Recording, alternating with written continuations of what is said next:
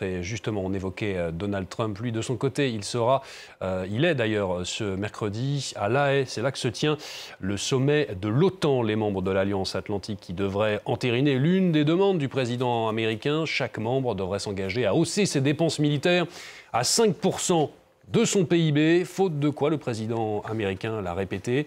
Il menace de ne plus les défendre. 5% du PIB, oui, mais pas pour tout le monde, pas pour l'Espagne notamment. Le Premier ministre Pedro Sánchez a annoncé un accord pour être exclu de cet objectif des 5%. Écoutez-le. Le gouvernement espagnol vient d'obtenir un accord avec l'OTAN, un accord très positif pour nous qui va nous permettre de respecter nos engagements avec l'Alliance Atlantique et préserver, c'est quelque chose de très important, son unité sans avoir à augmenter notre budget de la défense jusqu'à 5% du produit intérieur brut.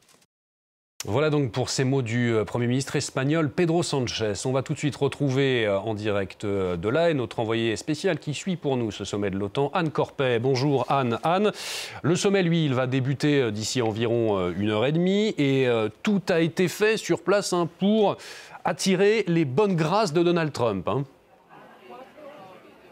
Oui, les petites marques d'attention se multiplient. Le président américain a ainsi passé la nuit dans un palace royal et il a petit déjeuner avec le roi et la reine des Pays-Bas. C'est le seul à avoir bénéficié de cet honneur. Le sommet en lui-même a été conçu à sa convenance, avec une seule réunion plénière contre plusieurs habituellement, un format très court et surtout c'est 5% de PIB consacrés aux dépenses militaires que les alliés vont acter aujourd'hui. Ça va permettre à Donald Trump d'afficher une victoire diplomatique, un succès dont il pourra s'attribuer la paternité. C'est en tout cas ce que lui a signifié le secrétaire général de l'OTAN hier dans un message qu'on pourrait dire dégoulinant de flagornerie.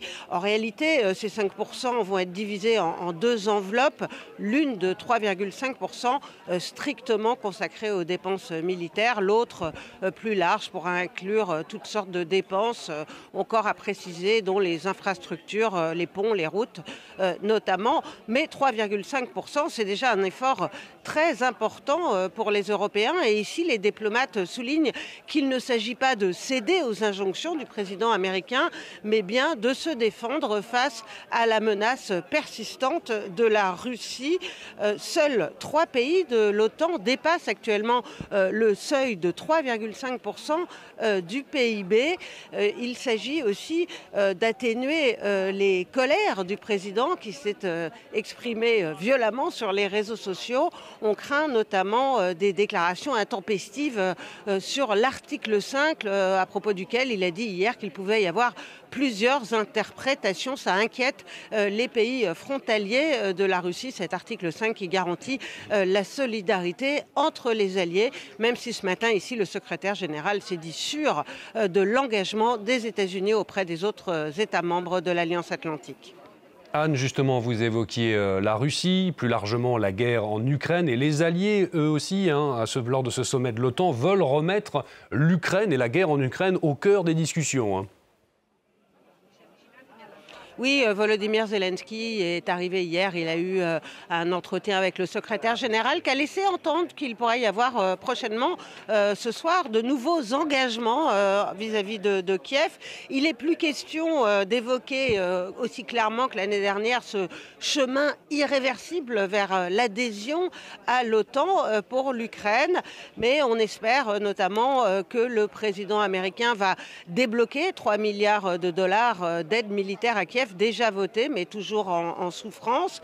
Et les alliés le constatent depuis que Donald Trump a engagé des négociations de paix avec Vladimir Poutine. Et ce dernier a augmenté le rythme des attaques sur les civils en Ukraine. Ils vont essayer de le convaincre de changer de ton à l'égard du président russe. Ça n'est pas gagné car hier encore dans l'avion, Donald Trump a souligné sa volonté de conclure un accord avec Vladimir Poutine. Mais l'Ukraine devrait être mentionnée dans le communiqué final et cela, c'est déjà une concession pour Donald Trump. Merci beaucoup Anne pour toutes vos explications. Anne Corpet, notre envoyée spéciale, donc à La Haye pour suivre le sommet de l'OTAN.